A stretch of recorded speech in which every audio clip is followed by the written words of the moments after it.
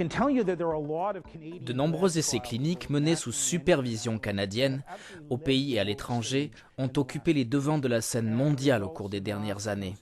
Les résultats obtenus depuis 3 ou 4 ans en ce qui concerne le cancer du sein, le cancer du poumon et le cancer du cerveau ont entraîné des changements au niveau de la pratique clinique.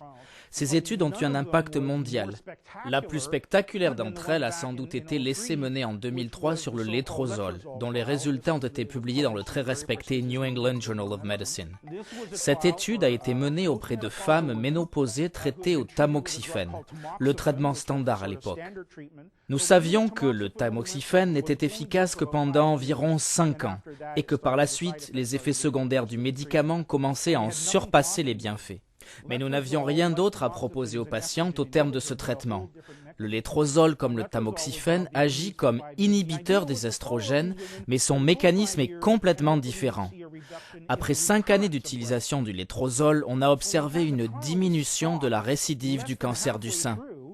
L'essai a été interrompu à mi-parcours car les résultats préliminaires étaient si convaincants qu'il aurait été contraire à l'éthique de continuer à priver de ce médicament les participantes qui ne prenaient pas le létrozole.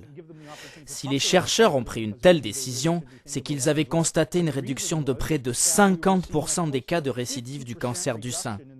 Des résultats aussi spectaculaires, cela n'arrive pas tous les jours. Cette découverte était tout simplement fabuleuse.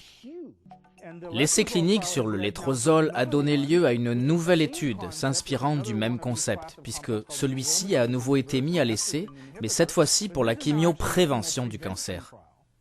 En fait, on se dit que si le létrozole peut prévenir la récidive du cancer du sein, peut-être pourrait-il empêcher son développement. Un point, c'est tout.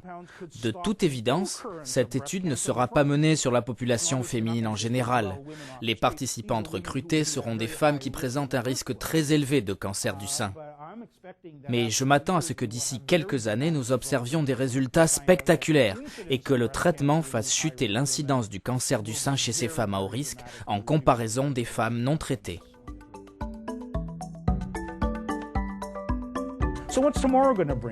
Alors que nous réserve l'avenir ?